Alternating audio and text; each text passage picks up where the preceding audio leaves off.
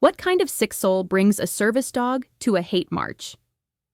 At 2:30 in the afternoon, while mothers were buckling kindergartners into car seats and grandparents were meeting their grandbabies at school doors, a U-Haul rolled into Lincoln Heights, Ohio. But it didn't bring furniture. It didn't bring donations. It brought hate. Out of that U-Haul spilled a pack of neo-Nazis armed with long guns, their faces covered, their hearts cold.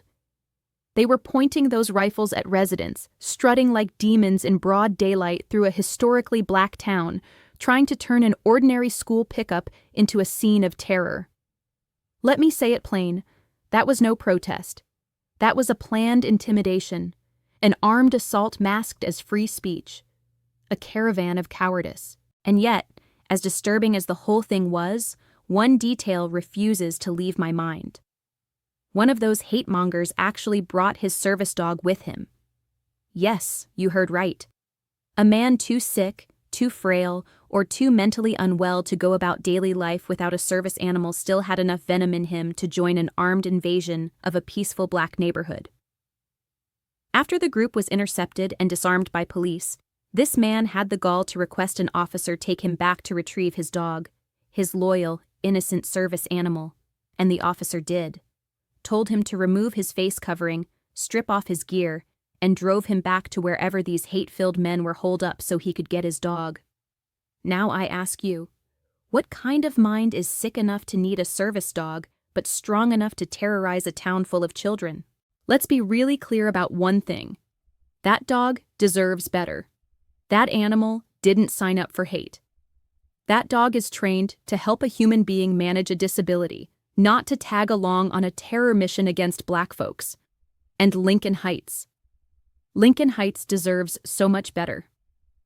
This town, the first self-governing black municipality north of the Mason-Dixon line, was built on dreams. Built by black families who fled the South during the Great Migration, looking for a place to call their own. They settled, built homes, formed churches, opened shops. They fought for incorporation when no one wanted them to have land or autonomy or power. And they won. That land is sacred. So when these men, these sick, twisted actors in some desperate white power pageant, decided to show up there of all places, they knew exactly what they were doing. They wanted to shake the foundation of a community that's been standing strong for generations.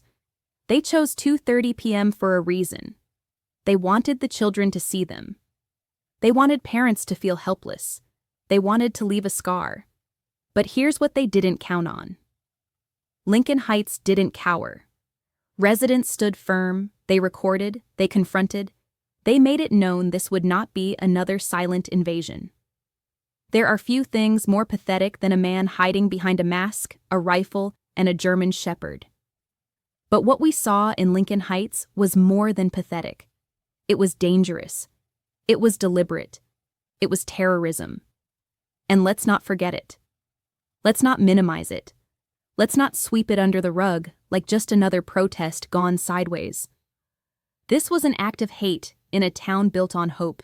And if a man whose health has diminished to the point that he needs a service dog can still summon the energy to terrorize black communities, then we've got to summon more energy to defend them.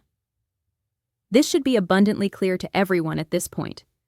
If you've got enough strength to load a gun and hop in a U-Haul to menace an entire town, but need a dog to function like a human being, then your problem isn't your health, it's your hate.